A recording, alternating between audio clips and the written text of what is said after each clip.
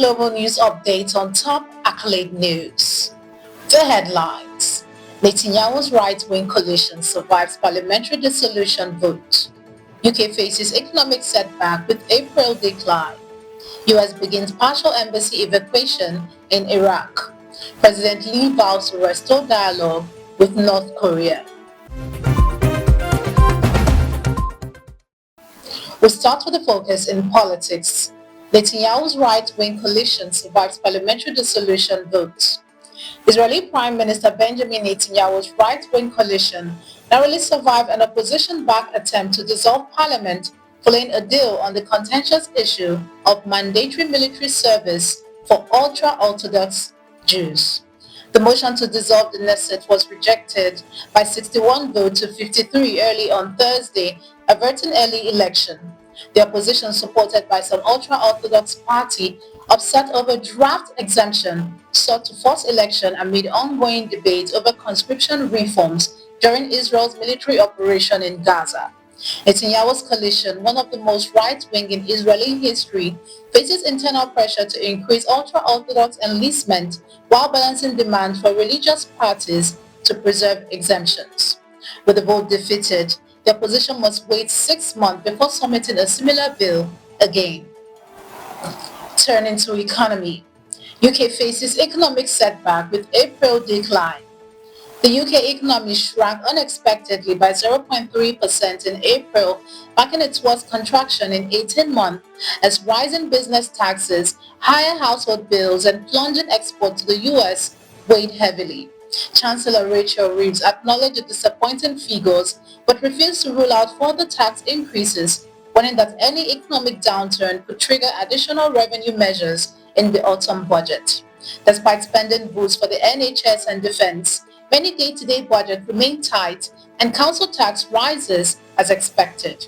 Economists caution that without stronger growth, more tax rises are almost certain to balance government spending commitments. In international relations, US begins partial embassy evacuation in Iraq. The United States is partially evacuating its embassy in Iraq and allowing military families to voluntarily leave several Middle East locations, citing heightened regional tensions, President Trump confirmed on Wednesday. The move, which comes amid stalled nuclear talks with Iran and reports of potential Israeli military preparation, has raised security concern and pushed oil prices up more than 4%. While Iran has warned of retaliation if attacked, the US insists it will not allow Tehran to obtain a nuclear weapon. Despite the withdrawals, US military operations in key locations like Qatar and Kuwait remain unaffected. Still in international relations, President Lee vows to restore dialogue with North Korea. South Korean President Lee Jae-myung on Thursday pledged to swiftly reopen communication channels with North Korea and resume inter-Korean dialogue. This follows his administration's decision to halt loudspeaker broadcasts at the border, his first concrete move to de-escalate hostilities. Speaking on the 25th anniversary of the historic 2000 Inter-Korean Summit, Lee emphasized his commitment to peace and cooperation, calling for an end to exhausting hostilities, and invoking the spirit of the June 15 declaration. You're watching the global news updates on Top Accolade News. Do stay with us. Still to come.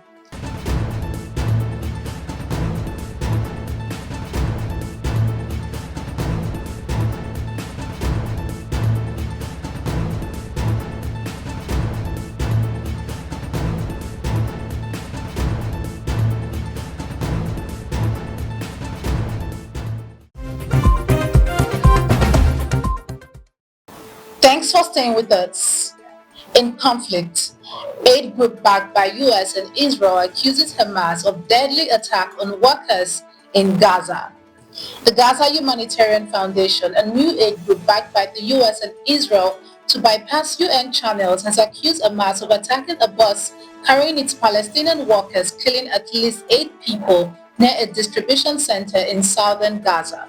The foundation said the attack came after days of threats from Hamas, which denies the allegation and criticizes the aid operation as a failure. Since launching on 26 May, the aid system has faced ongoing violence with over 200 killed and nearly 2,000 injured trying to access aid hubs, according to Gaza's Hamas-run health ministry.